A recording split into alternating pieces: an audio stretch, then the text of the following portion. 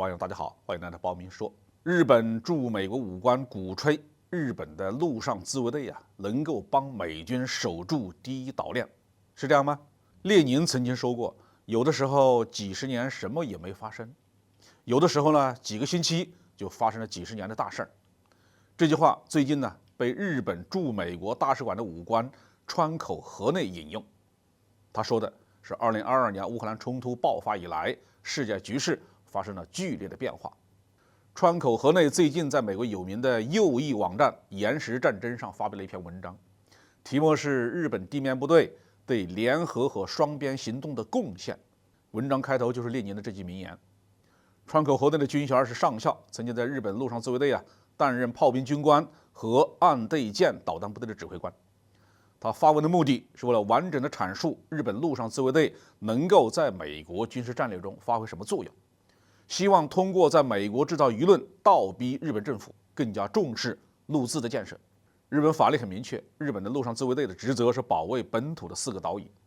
冷战期间，陆上自卫队的主要任务是防范苏联军队从北海道登陆，然后进军日本本岛。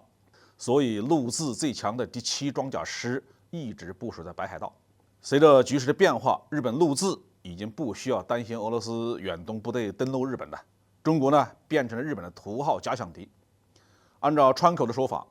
日本现在与美国是步调最一致的盟友，而中国是美日一致锁定的对手，因此日本把中国当成前所未有的最大的挑战。美国前众议长佩洛西窜访台湾以后，解放军呢在台海周边海域举行了大规模的实弹军演，其中一部分导弹落入了日本自封的所谓的专属经济区，于是呢，台海之战与日本就有直接关系了。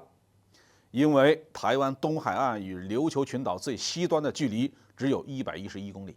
一旦开战，解放军封锁台湾的大量的弹道导弹或巡航导弹就会成为日本的心腹大患。从目前情况看呢，日本右翼政府完全没有反思他们的历史战争罪行，与中国和平相处的打算。日本在2022年底发布了一批战略文件，其中的日本国防战略和防卫建设计划给自卫队的作战能力和发展态势设定了目标。根据这2个文件，日本陆自将在未来10年经历重大的变革。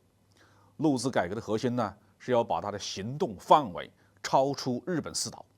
它要在第一岛链上与美军开展联合行动。但是日本陆自呢，没有远程投送能力，那怎么给美国人帮忙呢？川口介绍说，陆自参谋部制定了4项主要工作。首先是加强网络电磁战的能力，在琉球群岛部署新的电子战部队，并加强防空反导能力。其次，扩大防区外导弹火力，把岸对舰导弹部队从5个团扩大到7个团，配备射程更远的1.2式反舰导弹的改进型，还打算呢创建4个新的高超音速导弹部队，还建立陆自的无人机部队。第三是加强在东海的兵力的投送能力，在2024年底建立海上的运输集群，用来把陆自的兵力投送到相关的岛屿上。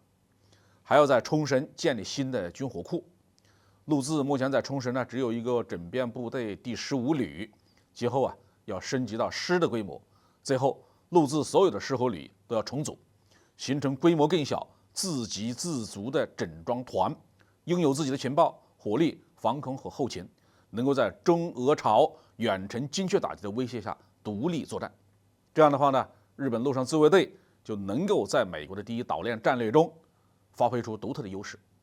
因为日本的海上和空中部队容易受到远程打击的威胁，飞机、战舰、航空基地和海军基地都容易被导弹干掉。地面部队则不然呢，可以通过伪装隐蔽、构筑工事，可以在中俄朝导弹射程内行动。所以川口建议为了充分的体现陆自的价值，应该充分的整合美日两军，实现态势感知同步，共同发挥战斗力。对于川口和内的观点，我的看法是，他为日本陆上自卫队设计了一条精致的不归之路，确实考虑得很细致，只不过日本陆自龟缩在日本本岛不出，尚能保命。如果要出头陪着美军同解放军对抗，他的下场必然是第一岛链的陪葬品，其命运将是陪同所谓的第一岛链葬身海底。好，这期话题就说到这里。